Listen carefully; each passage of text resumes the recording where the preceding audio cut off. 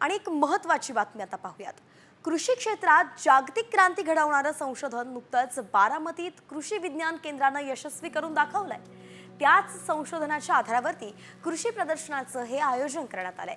माजी केंद्रीय कृषी मंत्री शरद पवार आणि उपमुख्यमंत्री अजित पवार यांच्यासह मान्यवरांच्या उपस्थितीत या प्रदर्शनाचं उद्घाटन करण्यात आलं।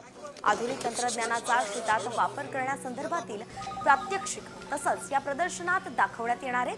21 जानेवारीपर्यंत हे कृषी प्रदर्शन सर्व शेतकऱ्यांसाठी खुलं राहणार आहे। शेतात एआयचा यशस्वीरित्या केलेला वापर सुद्धा या प्रदर्शनात अनुभवता येणार आहे। हे तंत्रज्ञान कृषी क्षेत्रासाठी गेम चेंजर ठरणार असून ऊसापाठोपाठच भाजीपाला आणि फळबागांसाठी सुद्धा या तंत्रज्ञानाचा प्रयोग केला जाणार असल्याचं सकाळ माध्यम समूहाचे अध्यक्ष प्रतापराव पवार यांनी सांगितलं। तर हे तंत्रज्ञान शेतकऱ्याच्या शिवारापर्यंत पोहोचवण्यासाठी प्रयत्न करणार असल्याची ग्वाही सुद्धा उपमुख्यमंत्री अजित पवार यांनी दिली आहे।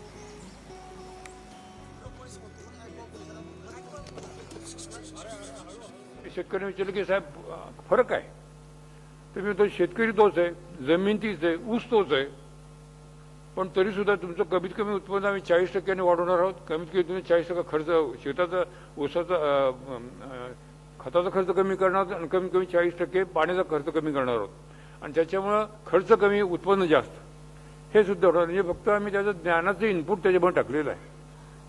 त्यातल्या शेतकऱ्याचं जे स्किल आहे, आज शेतकरी आहेत का 80-90% आहेत, पण हजारातला एखादा। या इथे आपल्या टेक्नॉलॉजीमुळे कुठलाही शेतकरी हे काम करू शकेल आणि त्याला तेवढं उत्पन्न मिळू शकेल, हे याचं वैशिष्ट्य आहे। आणि किती कॉस्ट त्याला 5,000 रुपये एकराला। कुठलाही शेतकरी नाही म्हणू शकत नाही की मला हे परवडत नाही म्हणून। तर या गेम चेंजर ठरलेल्या एआय तंत्रज्ञानामुळे शेतकऱ्यांना नेमका काय फायदा होणार आहे तेही एकदा पाहूयात। यामुळे 40% उत्पन्नात वाढ होणार आहे।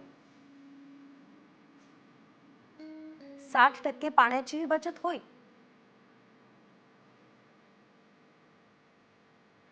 खतांची सुद्धा मोठी बचत होणार असल्याचं कळतंय।